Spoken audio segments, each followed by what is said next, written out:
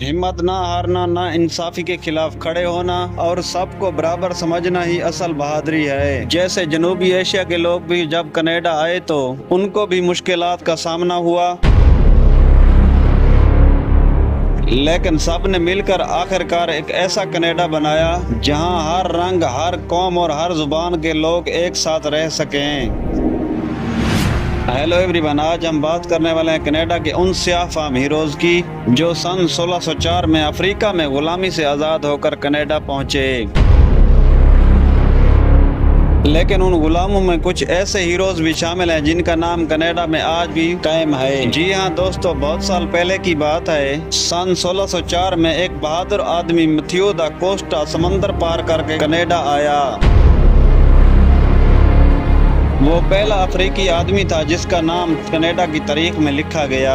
लेकिन उसके बाद जो लोग अफ्रीका से लाए गए उनके साथ बहुत जुल्म हुआ और उन्हें गुलाम बनाया गया। वो लोगों के खेतों और घरों में जबरदस्ती काम करते थे।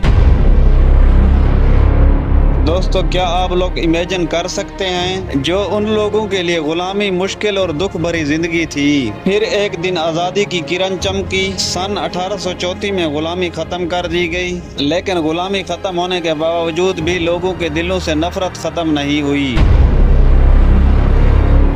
उन स्याह फाम लोगों के बच्चे स्कूल दाखिल नहीं हो पाते थे, उन्हें अच्छी नौकरियां नहीं मिलती थी और न जाने उनके साथ कई बार नाइंसाफी भी की जाती थी। और फिर वक्त बदला, कुछ लोग हीरोज बनकर सामने आए।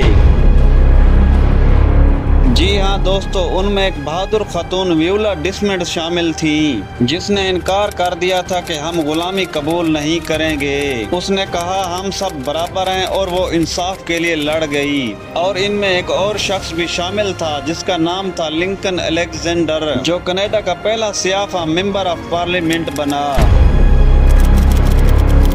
इन सब हीरोज ने कनाडा की तारीख में दिखा दिया कि मेहनत, हिम्मत और सच्चाई से दुनिया बदली जा सकती है। और आज के दौर कनाडा में स्याह फाम नौजवान और उनके दोस्त ब्लैक लाइव्स मैटर जैसे नारों के साथ फिर से अपनी आवाज़ बुलंद करते हैं। दोस्तों, वीडियो अच्छी लगी है तो वीडियो को लाइक शेयर ज़रूर करें और ऐसी ही मज़ीद अपडेट्स के लिए चैनल को सब्सक्राइब कर लें।